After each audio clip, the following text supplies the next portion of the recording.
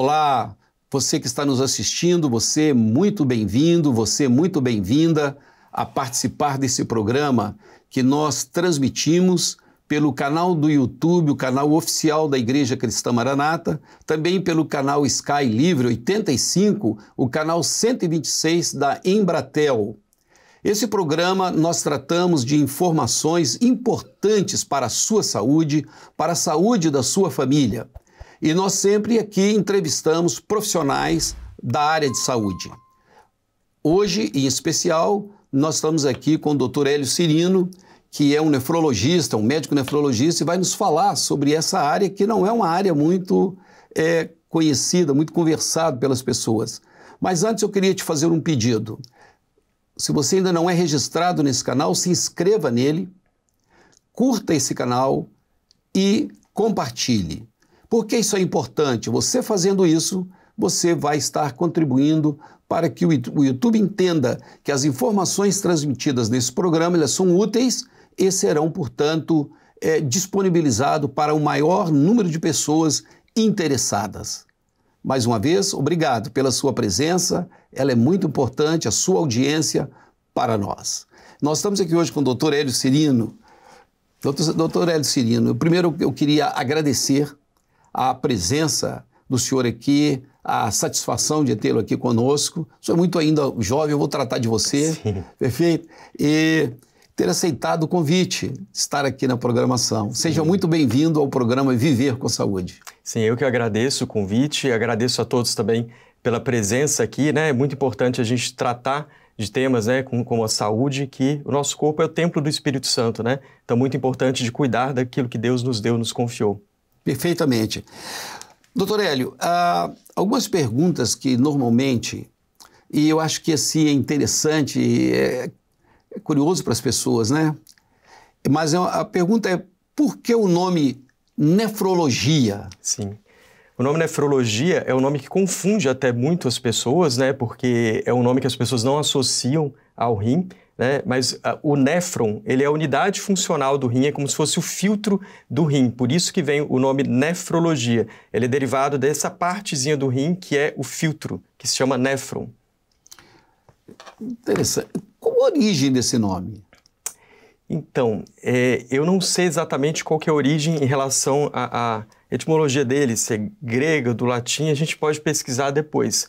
Mas o nome nefrologia, ele vem desse filtro, que é o néfron. Ah, interessante isso. E quais as doenças que são tratadas pelos nefrologistas, que normalmente só recebem no consultório? Quais são as doenças que essa área trata? Então, a principal doença é a doença renal crônica, né? Que ela ocorre por várias outras doenças que podem afetar o rim, como hipertensão, diabetes, né? Nós temos também inflamações do rim, que são as glomerulonefrites, que podem fazer perder a função renal de forma silenciosa. Nós temos a calculose renal, então tem muitos pacientes que formam pedra nos rins, né, e até ficam na dúvida se vão ao urologista ou ao nefrologista, né? Depois a gente pode explicar mais para frente. Na verdade, é um acompanhamento que deve ser feito em conjunto, né? Infecções urinárias de repetição também são tratadas pelo nefrologista, tá? Então, são as principais doenças, né, do dia a dia, algumas doenças genéticas também que acometem o rim, são as principais doenças que a gente trata no dia a dia no consultório. É interessante, assim, porque medicina é uma coisa complexa, né? E certamente para a nossa audiência é muito importante a gente colocar algumas coisas, e eu penso que é uma pergunta que pode, uma curiosidade que as pessoas podem ter, e interesse, na verdade. Por exemplo, qual a função dos rins no corpo humano? Então, tem um versículo até interessante que fala que o Senhor é quem prova os rins, né, e o coração. Na verdade, o rim, a principal função dele é de filtrar todo o organismo. Então, todas as toxinas do nosso organismo, elas são filtradas e eliminadas pelo rim. Quando nós perdemos a função renal, nós começamos a acumular sujeiras, toxinas no nosso organismo que vão fazer, né, com que haja uma série de sintomas no organismo. Perfeito. E à medida que o rim não funciona, ele deixa de produzir hormônios, substâncias, como, por exemplo, começa a acumular toxinas e eu paro de produzir, por exemplo, um hormônio importante que se chama eritropoetina, ele que vai na medula óssea e faz a produção do sangue. Então, o paciente que tem doença renal crônica, ele consequentemente tem anemia, sintomas de fraqueza, porque a medula óssea dele não está sendo mais estimulada. A vitamina D, que todo mundo fala, né, diariamente, de tomar vitamina D, ela, na verdade, ela é produzida na pele, mas depois o rim que converte ela na forma final, que é o calcitriol, e ele que também vai fortalecer os nossos ossos. Então, você vê que além da função de filtração, nós temos várias outras funções, né? Do controle ósseo, do controle da anemia. Então, o paciente ele vai ter sintomas, repercussão em vários sistemas do nosso organismo. Perfeito. E, doutor, diante de tudo isso que o senhor falou, os problemas que uma pessoa pode ser acometida, que pode levar a doenças renais, e diante da complexidade, da importância da função dos rins na vida de uma pessoa, né? Quais os principais grupos de risco? Quais as pessoas que estão sujeitas a isso, que estão mais expostas a isso, que seria um grupo de risco sujeito a ter doenças renais? Quais são essas pessoas? O principal grupo de risco são pacientes que são diabéticos, pacientes hipertensos, né, que são doenças silenciosas e muitas vezes, se o paciente não tem um controle periódico daquela comorbidade, daquela doença, se ele não for periodicamente ao médico, fazer os exames, aferição da pressão arterial, aferição da glicose, da hemoglobina glicada, que serve para controlar também o tratamento do diabético, ele silenciosamente vai perdendo, né, a função renal. E também pacientes tabagistas, pacientes com obesidade, com doença renal na família, porque algumas das doenças renais elas podem ter uma origem genética, então pode ter uma transmissão de pai para filho. Então, se você tem na sua família alguém que já fez hemodiálise, alguém que tem algum histórico de doença renal, você deve também procurar o nefrologista para ser avaliado. Diante dessas colocações que você colocou, doutor Hélio, como forma de uma prevenção, por exemplo, então o tabagismo, o alcoolismo, eles afetam a função dos rins? Pode afetar a função dos rins? Sim, podem afetar a função renal. Eu faço essa pergunta porque isso é importante para a nossa audiência, para aqueles que estão nos ouvindo, né, em casa. Então é importante essa pergunta para eles, explicar, porque é uma informação importante para que as pessoas comecem a pensar o que elas próprias podem fazer para contribuir para uma prevenção de futuras doenças que possa ser causado, no caso dos rins. Sim.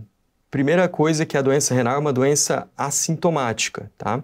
Então, muitas vezes, é importante que nós todos possamos ter acesso aos exames, né? A função renal, a creatinina, e que isso seja analisado pelo especialista, porque de outra forma, nós não conseguimos detectar, porque ela é silenciosa até perder cerca de 80% da função renal, tá?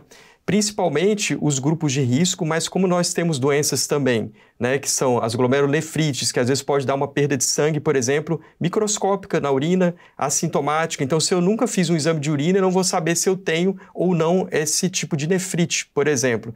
Então, acho que toda a população deveria, pelo menos anualmente, passar por algum exame de triagem, uma avaliação, pelo menos, né, de alguns exames básicos para avaliar a função renal. E, obrigatoriamente, todos os pacientes que são grupo de risco, os pacientes que são diabéticos, os pacientes que são, né, hipertensos e que têm também algum familiar com doença renal. Doutor Hélio, eu queria fazer uma pergunta assim, bastante básica, talvez básica pelo nível de conhecimento do senhor, com a especialidade e tudo, mas acredito que para as pessoas que estão em casa, para a nossa audiência, as pessoas que participam desse programa, por ser uma doença que assim, é assintomática, o senhor estava explicando isso aí, como é que a pessoa percebe que ela pode estar com alguma doença nessa área? Como é que tipo de sintoma assim, que poderia, indicativo, teria? É muito interessante a pergunta, como ela não dá tantos sinais, até você perder cerca de até 80% da função renal, você não vai ter muitos sintomas, tá? Mas um sintoma inicial, por exemplo, a urina espumando. Então, se você tem a urina com mais espuma que fica ali no vaso, você tem que ficar atento.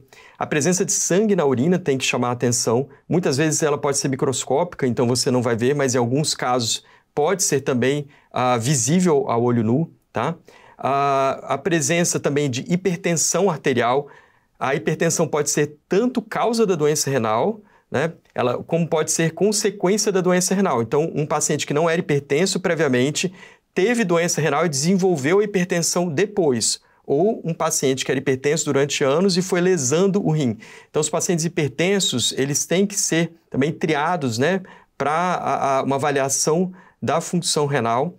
E quando você já tem estágios um pouco mais avançados, mas aí você já chegou a perder, né, 70%, 80% da função renal, você pode começar a ter sintomas como cansaço, que vem da anemia, inchaço nas pernas, tá? Falta de ar, porque também vem do acúmulo do líquido, que você ainda está urinando, mas você não consegue eliminar o excesso de volume. Outra coisa também, pequenas alterações até da urina, por exemplo, urinar mais à noite. Então é interessante porque muitas pessoas acreditam que quando você tem uma doença renal grave, você vai começar a reduzir o volume de urina, mas pode ser até o contrário. Você pode começar a acordar de noite, urinar até mais, né, ter alguma alteração nesse sentido, acordar à noite para fazer xixi, isso pode ser um sinal de doença renal. É uma informação importante porque a pessoa já pode assim ficar alerta. Né? Agora, um ponto importante também que o senhor acabou de dizer, eu achei interessantíssimo, e penso que isso é importante para toda a nossa audiência, como é uma doença silenciosa, a pessoa está regularmente no seu médico, não é isso? Fazendo os exames. Então, isso é muito importante. Então, uma informação importante para você, para a sua saúde, a saúde da sua família, no sentido de prevenir as doenças, uma doença renal, ou pelo menos identificá-la o mais cedo possível. Sim. É correto, doutor, essa informação? O tratamento precoce é fundamental, né? Nós temos pacientes como, por exemplo, os diabéticos, que eles podem não ter alteração da creatinina, não ter especificamente alteração da função renal, mas eles têm, na verdade, uma perda de proteína pela urina. É como se aquele filtro ficou rasgado, ficou lesado e deixa passar proteína que não era para estar passando, entendeu? Então, um dos exames é essa presença de albumina na urina, microalbuminúria, que já pode estar presente em estágios precoces e hoje, na atualidade, principalmente, nós temos muitas medicações para combater e prevenir essa perda progressiva, prevenir a evolução da doença.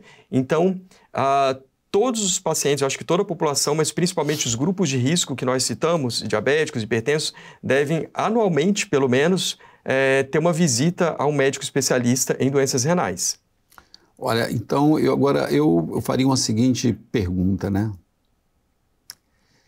E que eu penso que as pessoas que estão participando conosco gostaria, se eu puder responder no sentido de que, uma vez desenvolvida a doença, né?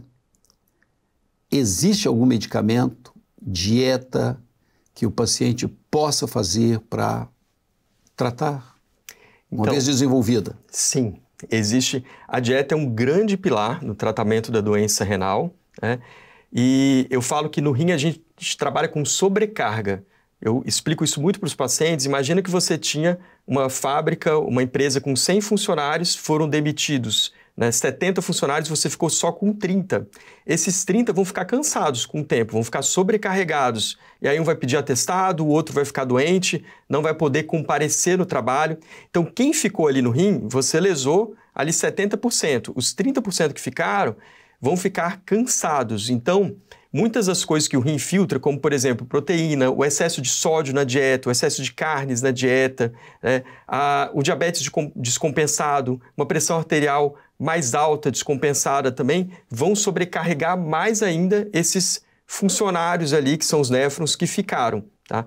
Então, um acompanhamento nutricional é fundamental, uma dieta acompanhada ali por um médico e um nutricionista é fundamental para você retardar a progressão da doença renal e, principalmente, o controle ainda mais rigoroso das doenças que levaram essa perda de função renal.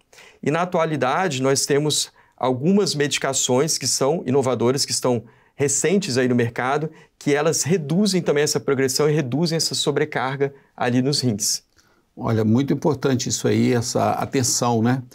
Com respeito à necessidade, neste caso, também da participação, do acompanhamento de um profissional da área de nutrição para dar a devida orientação, trabalhando em conjunto com o médico nefrologista para acompanhar uma expectativa de melhorar a condição de saúde dessa pessoa. Doutor Hélio, eu teria uma outra pergunta que nós recebemos com respeito a isso, que seria, quais os principais alimentos que eu devo evitar para cuidar dos meus rins? O que o senhor poderia dizer sobre isso? Eu acho que se eu pudesse resumir em uma palavra, eu diria industrializados. Nós brincamos até, né, que quanto mais você descascar, melhor, e quanto menos você desembalar, né? Todos os produtos industrializados, ultraprocessados, eles são muito ricos em sódio, muito ricos em sal naqueles produtos para a conservação daquele produto. Mas aí eles vão ter realmente um malefício muito grande no controle da pressão arterial, no controle do diabetes e no controle da doença renal.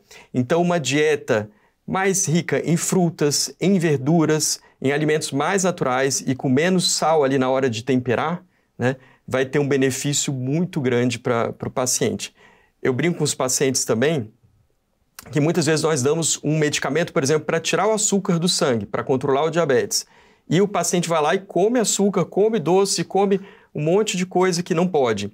E eu falo muito com eles que você não pode ter um processo onde você suja a casa. Imagina o seu marido suja a casa o dia todo e a esposa tentando limpar a casa o dia todo, e aí vem os netos e fazem bagunça. É um processo que no final do dia a casa vai ficar suja. Então, é importante que exista um processo de limpeza, mas eu também tenho que parar de sujar. Manter. Eu tenho que manter. Tem que manter, né? Interessante isso. Muito bem colocado.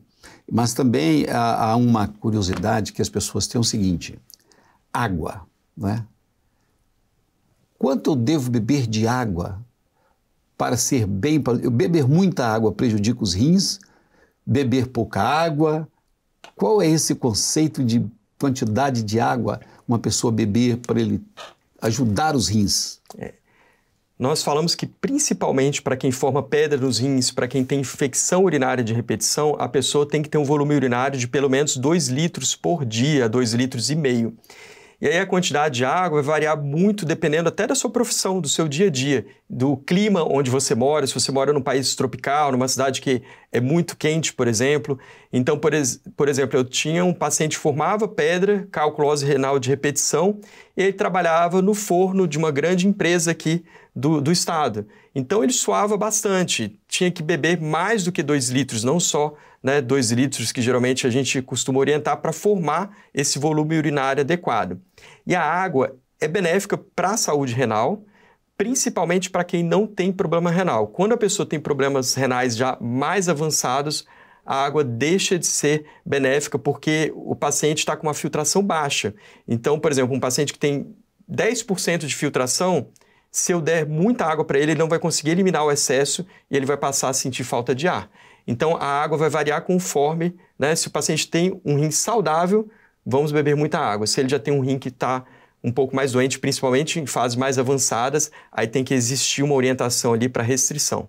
Então, uma pessoa que é uma pessoa aparentemente saudável, que não foi identificado nenhum problema de doença renal, o volume de água que ele poderia ou deveria consumir para o benefício da função renal seria em torno disso, 2 litros? Uns 2 litros por dia. E variando conforme a atividade que ele tem. Que ele exerce. Que ele exerce. E até do dia a dia, né? Tem dia que está mais quente, tem dia que você foi na rua, fez uma corrida, aí tem que hidratar.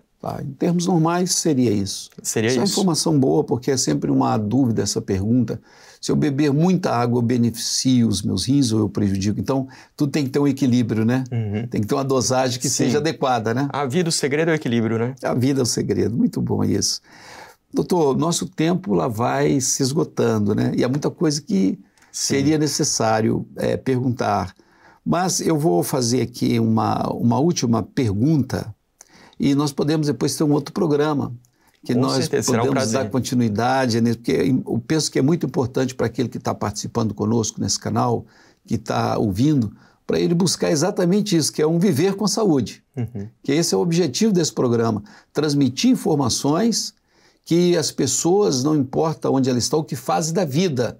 Pode ser uma pessoa jovem, uma criança, uma pessoa de um modo geral, serem informações que contribuam com ela para que ela possa ter uma qualidade de vida melhor, né?